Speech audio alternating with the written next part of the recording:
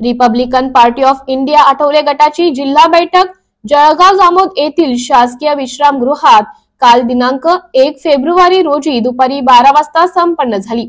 बैठकीमध्ये जळगाव जामोद विधानसभा मतदारसंघाचे आमदार डॉक्टर संजय कुटे यांचा जाहीर सत्कार करण्यात आला।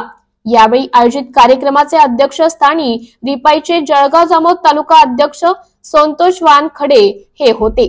रिपाई आठवले गटाच्या उपस्थितीत पदाधिकाऱ्यांनी सत्कार मूर्ती आमदार डॉक्टर संजय कुटे यांचा शाल श्रीफळ व पुष्पगुच्छ देऊन सत्कार केला। या सत्काराला उत्तर देताना डॉक्टर संजय कुटे यांनी केंद्र व राज्य शासनाच्या सर्व योजना समाजातील शेवटच्या घटकांपर्यंत पोहोचवण्याचं आवाहन उपस्थितांना केले। तर रिपाई आठवले गटाचे जिल्हा अध्यक्ष भाऊसाहेब सरदार यांनी पक्ष संघटन वाढवण्यावर भर दिला।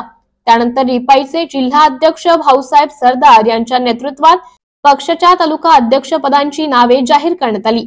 यामध्ये जळगाव तालुका अध्यक्ष संतोष वानखडे, संग्रामपूर तालुका अध्यक्ष बाबूलाल इंगळे, शेगाव सूरज शेरोकार, नांदुरा शैलेश वाकोडे, मलकापूर दिलीप इंगळे आणि इतर बुलढाणा जिल्ह्यातील विविध तालुक्याच्या तालुका अध्यक्षपदी निवड करून त्यांना जिल्हा अध्यक्षांच्या हस्ते नियुक्तीपत्र देण्यात आले।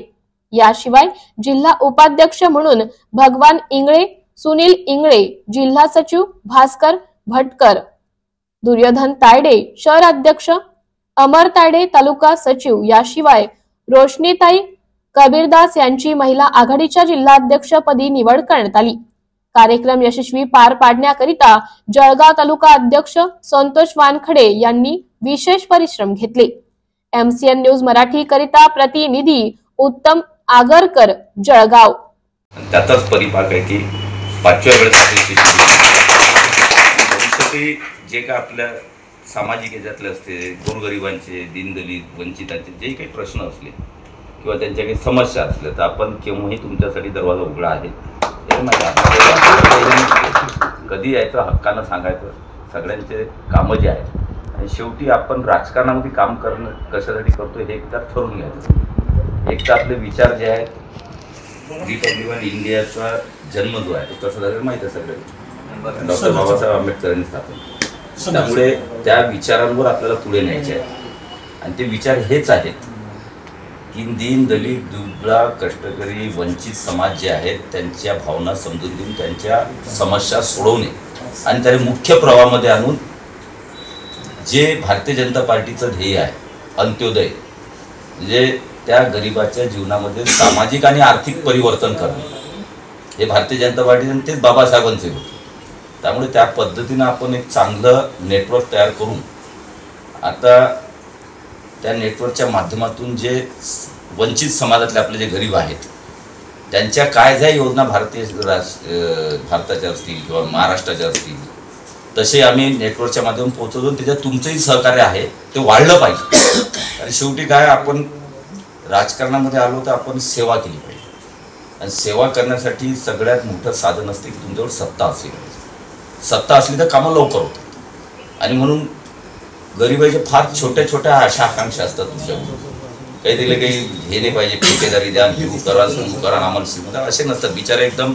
तर त्या लोकांपर्यंत पोहोचून ह्या योजना प्रत्येक माणसाला, आपल्या वंचित लोकांना भेटल्या पाहिजे आणि त्यासाठी तिथं जाऊन कोणाची राहिली योजना आहेत की आपण तरी मागच्या काळामध्ये आता प्रत्येक घरापर्यंत आपण टीम पाठवून प्रत्येक घरात सर्वेक्षण करून योजना लोकांना दिल्या। त्यातली काही अजून काही योजना भेटल्या असतील, काही योजना ते बसतात पण त्यांना माहिती नाही। तर तशी आपली तर आमची नेटवर्क माहिती टीम चालूच असते प्रत्येक घरापर्यंत। याच्यामध्ये आपण कोणतं जातीपातीचं पाहत नाही, प्रत्येक मोहल्ल्यामध्ये जाऊन प्रत्येक वाड्या वस्तीवर जाऊन आपण ते कामं करतो। त्याच्यात तुमचाही सक्रिय सहभाग हा असला पाहिजे आणि कोणताही समाज घटक आपल्या विकासापासून वंचित राहू नये। कोणताही समाज घटक तो विकासापासून वंचित राहता कामा नये याचीही आपल्याला दक्षता घेणे आहे। मागच्या आपण सगळ्या मतदारसंघात आपण सगळ्यांना पाहिलेलं आहे की समाज कोणताही असो त्याचं जे काम आहे, त्या एरियातलं काम आहे ते आपण कधीही नाही म्हटलेलं नाही किंवा केलं नाही असं झालंच नाही। आणि मला त्याचं समाधानी आहे की आज मतदारसंघामध्ये आपल्या बौद्ध वस्ती ज्या असतील त्या जवळपास फक्त 2-4-5% जर राहिले असतील, बाकी सगळ्या बौद्ध वस्तीमध्ये रस्त्यापासून बाकीच्या सुविधा, सभागृह, बाबासाहेबांचे हे असतील, बुद्धविहार असतील, आपण जवळपास सगळ्या ठिकाणी केले. शेगावचे आपण पाहतो, जळगावात तर तिन्ही ठिकाणी वेल डेव्हलप झाले. आणि मागे भंते महाराजांनी ते आले होते, त्यांनी म्हटलं की आमची राहण्याची जागा नाही, जळगावात आलं तर आम्हाला स्वतःचं स्पेस नाही, म्हणून आपण याच्या वच्यामध्ये 1 कोटी रुपयाचं काम, 1 कोटी रुपये संविधान भवन आणि त्याच्यातच त्यांची राहण्याची व्यवस्था, त्याची बांधकाम चालू झालेलं आहे. तसंच एखादं वरवटमध्ये किंवा त्या भागामध्ये एखाद्या कोटीचं काम असावं. पण